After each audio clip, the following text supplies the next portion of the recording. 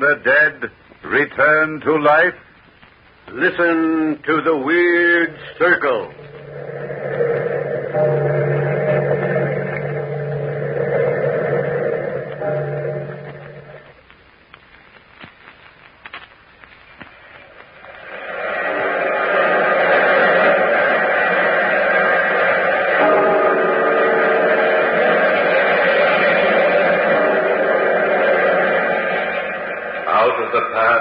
Phantoms of a world gone by, speak again the immortal tale, the Feast of Red Gauntlet.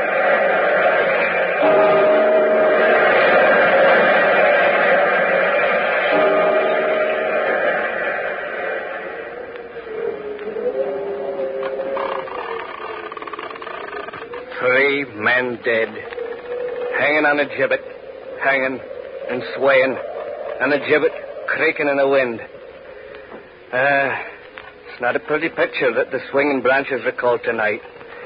But I never heard their mournful movement without my thoughts gone backwards to the dour years, the terrible times of Sir Robert Red Gauntlet. This countryside will long remember him, for our fathers used to draw breath thick when they heard him named.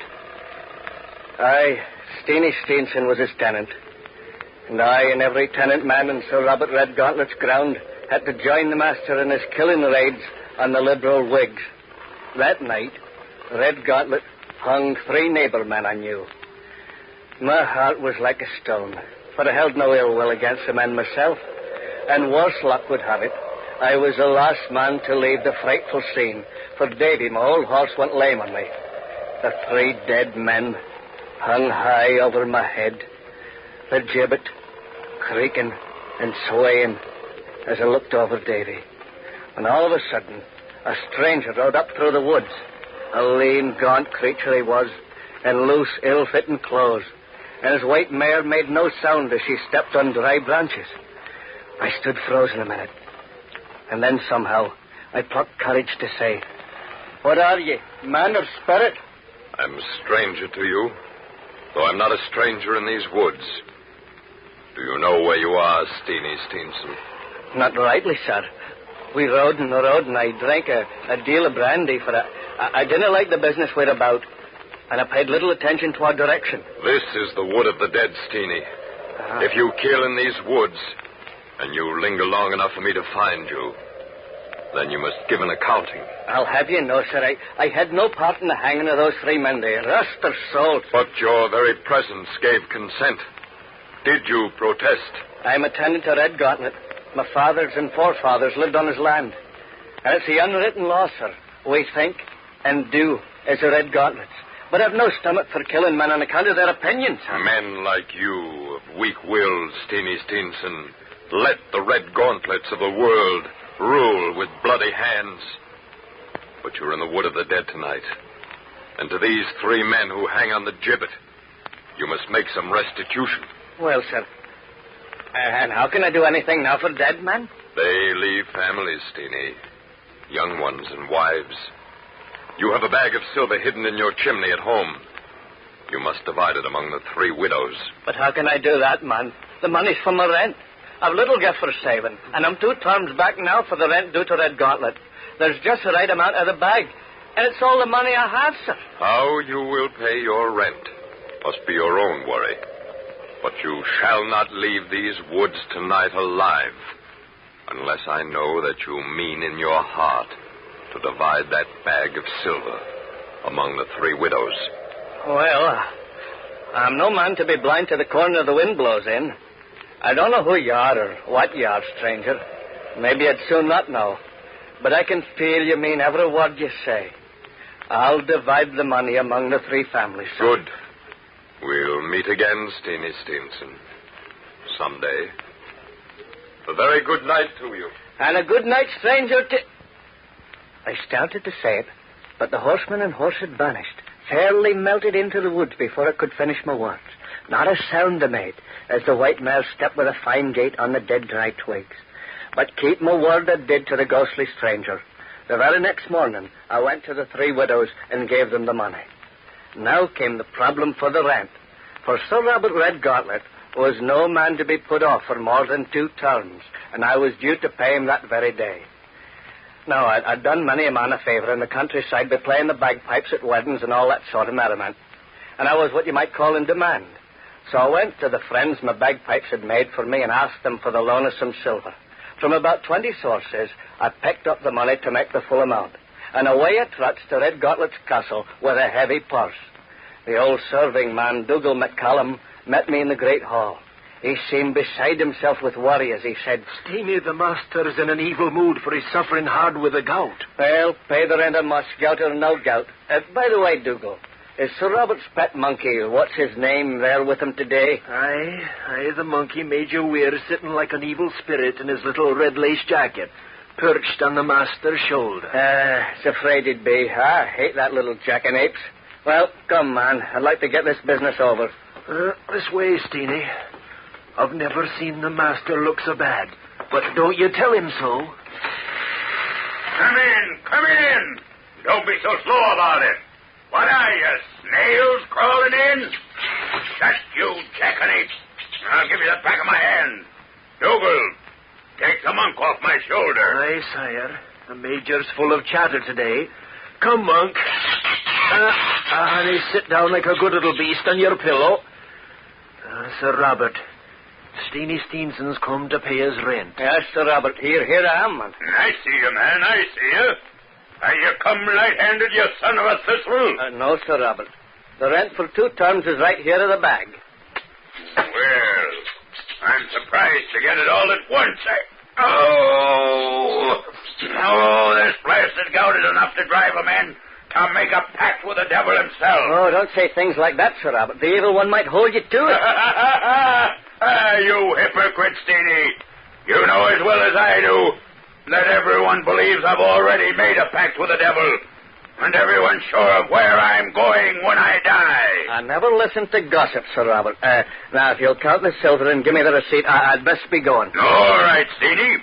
Dougal, take Steenie to the hall and give him a cup of brandy while I count the silver and make out the receipt. Come along, Steenie, with some right fine brandy just down from Edinburgh. I'm never a man, Dougal, to refuse a sample.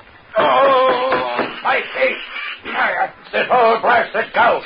Dougal! Hey? Bring me a bowl of cold water. The master is having an Hey, attack you again. idiot! Oh, my heart. My heart. What's the matter? What can I do, Dougal? Is the master worse? Steenie, run, man. Get on your horse and fly for the doctor. I'll do that. Sir Robert looks bad to me.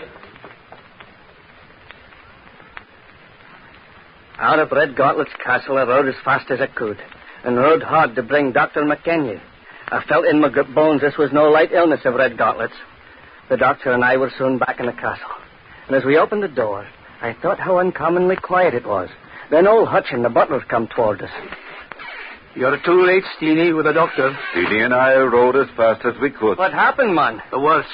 Sir Robert Red Gauntlet is dead. Heaven keep his soul. Well. That's sad news, Hutchin.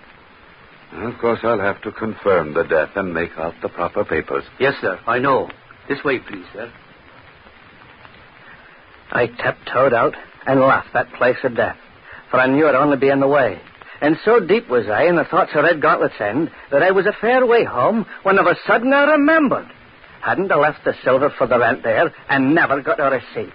But then I considered old Dougal was a witness to the fact that I brought the money, and in due time it would all be put to rights.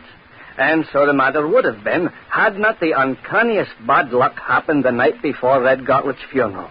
That night, old Dougal invited Hutchins to his room for a round of drinks before they went to bed. Hutchins told me more than once about that strange night.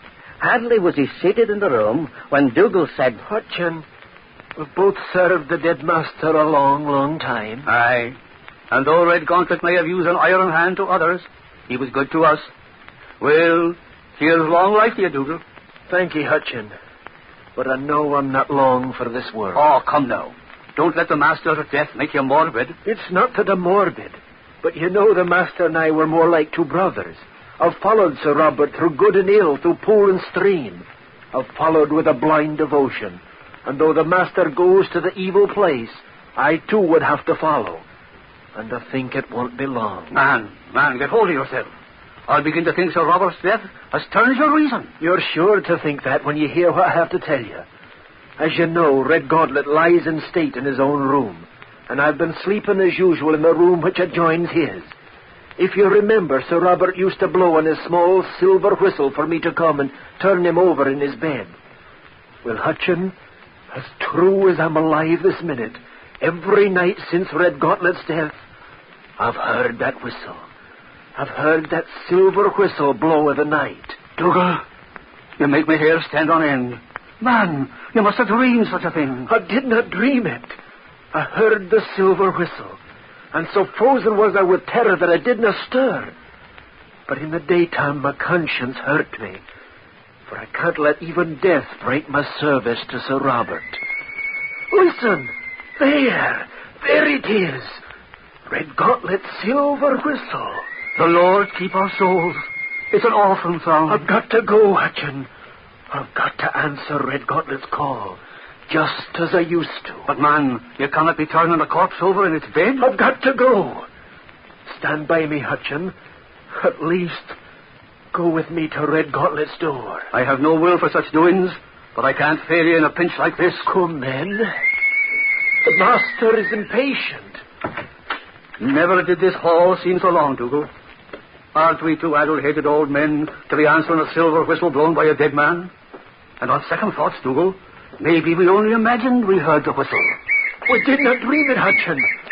Oh, well, we're near to the master's bedroom now. I dread opening the door. Aye, the light of the candles might reveal to us more than we want to see. But open the door we must. Dougal, look. The dead master lies just as we left him. Dead and quiet. But, Hutchin, look! Look on the foot of the bed! It's the foul fiend himself, the evil one!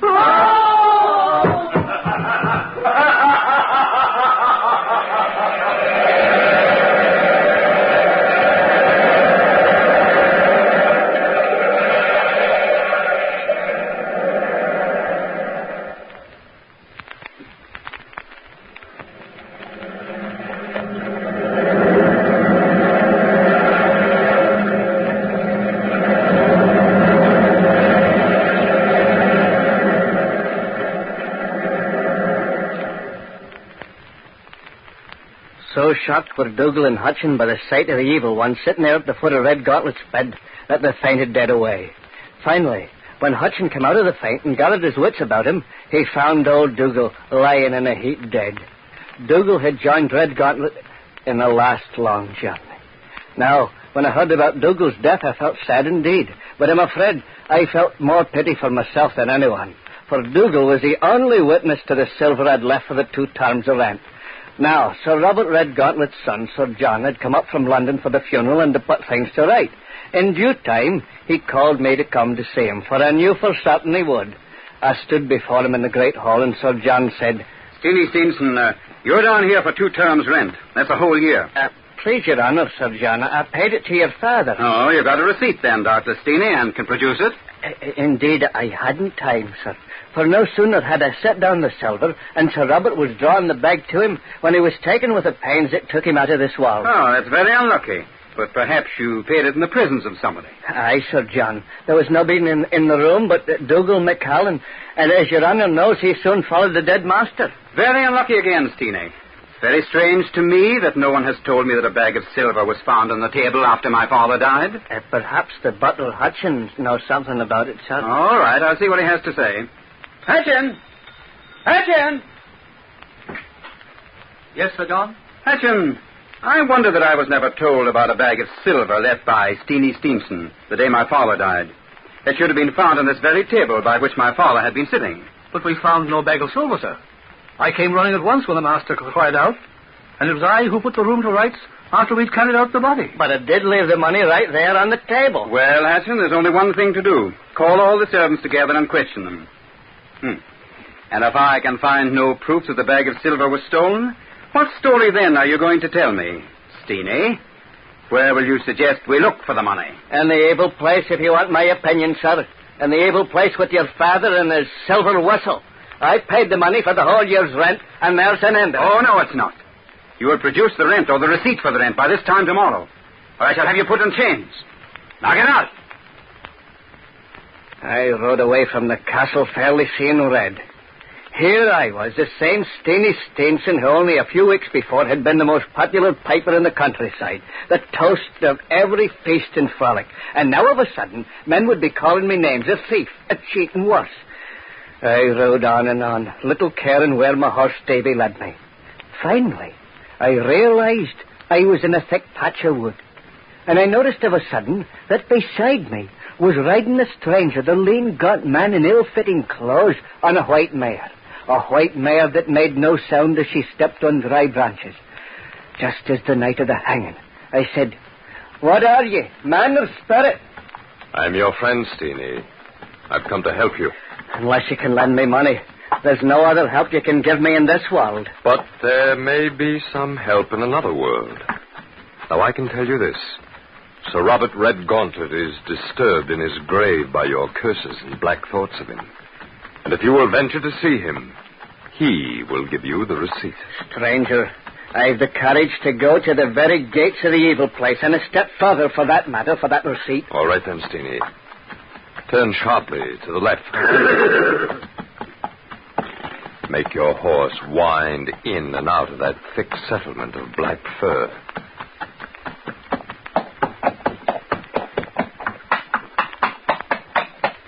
Here we are.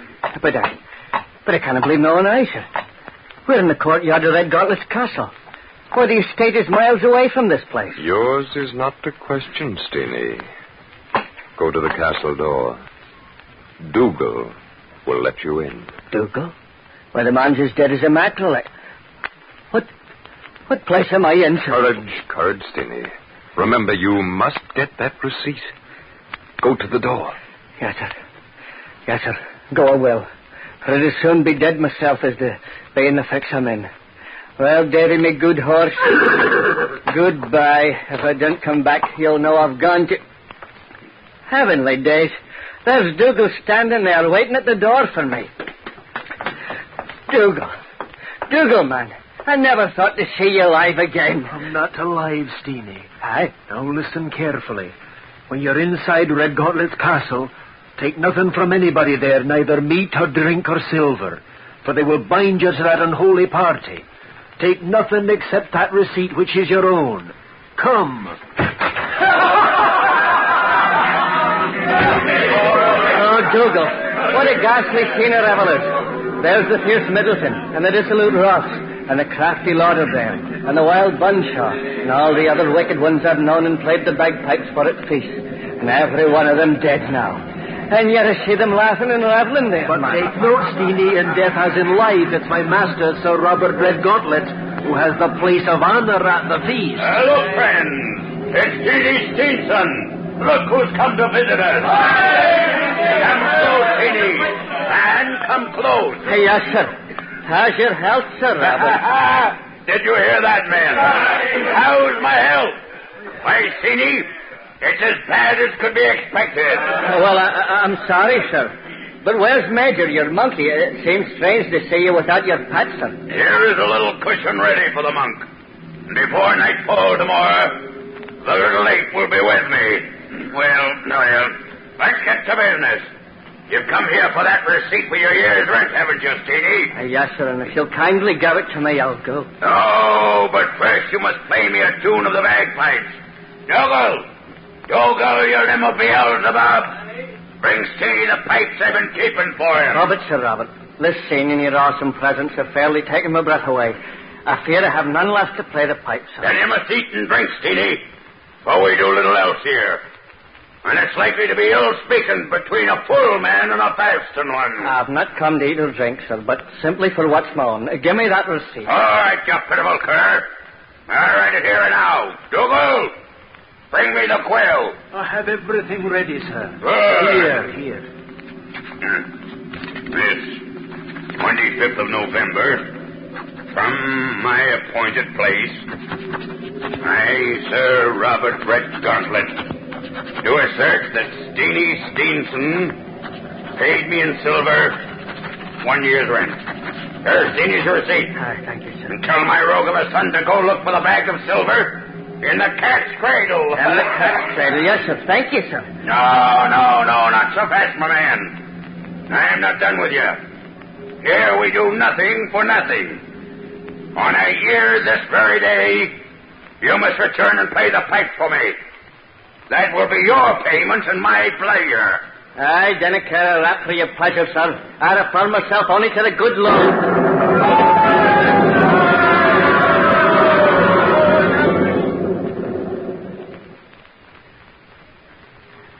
At the mention of the holy name, it seemed to me that the whole earth shook, and I lost both breath and scent.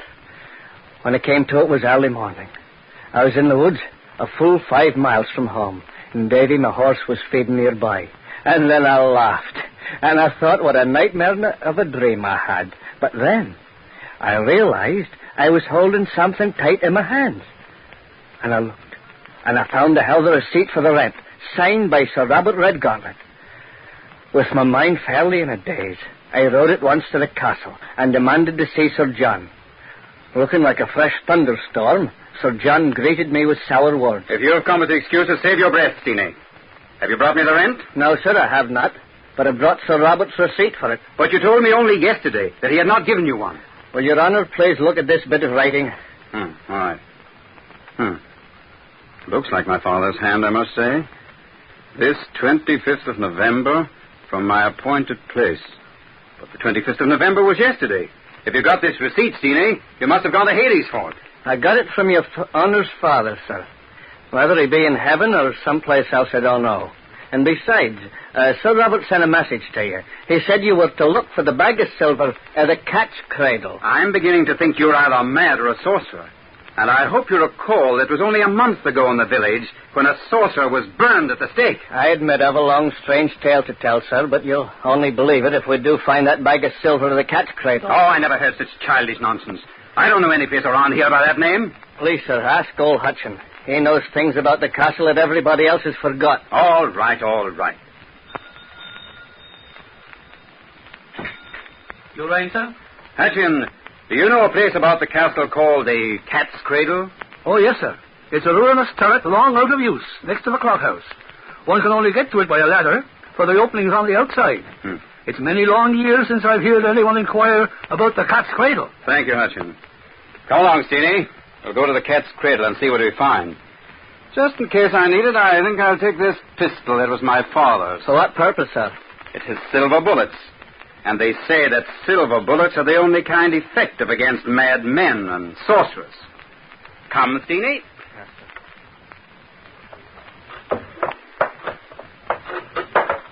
I hope for your sake I find something up here, Steenie. What could that be? Oh, Sir John, that's your father's silver whistle. Come down, sir. Come down. I'm afraid you'll see that, sir. Nonsense. I'll find out for myself. There's Red Gauntlet's pet monkey, Major Weir. Look, Steenie. It's the monkey that's blowing the whistle. Be careful, Sir John. That monk can be mean, awful mean, sir. Oh, I can take care of myself. Give me that whistle, you little ape. Watch out, the monk will stretch your eyes out. Get away from me! You scoundrel! Get away! Get away! Can you see inside the turret now? Too bad I had to shoot him. Yes, now find the bag of silver, Steenie. Here, catch it. A little thief of an ape. He stole the bag and hid it there. Now, watch out. I'm coming down. That turret's full of the junk the monkey stole. I'll have Hutchin clean it out. Well, Sir John, I guess you'll have to believe I'm not a liar now. Yes, we've solved the mystery of the missing bag of silver. Perhaps another mystery. I believe it's the monkey that blew the silver whistle those nights. Dougal thought it was my dead father. But we haven't solved the mystery of the receipt, Steenie. But I did talk to your father last night, and he gave me that receipt. For proof, didn't I deliver your father's message to go look at the cat's cradle for the bag of silver? Yes, Steenie, and I'm very worried. If this story gets out, you know what the villagers will say. That you must have strange powers. That you must be a sorcerer. I know, Sir John. And I was also thinking. It wouldn't be to your credit, or to your good family's name, for the story to get about where your father's gone. But I swear it wasn't in heaven that I found myself last night. I see what you mean, Steenie. Well, shall we agree to keep the secret Just between us? Aye, Sir John, we'll keep it. Maybe we can tell it someday to our grandchildren, for they'll think they're so modern they won't believe the story anyway.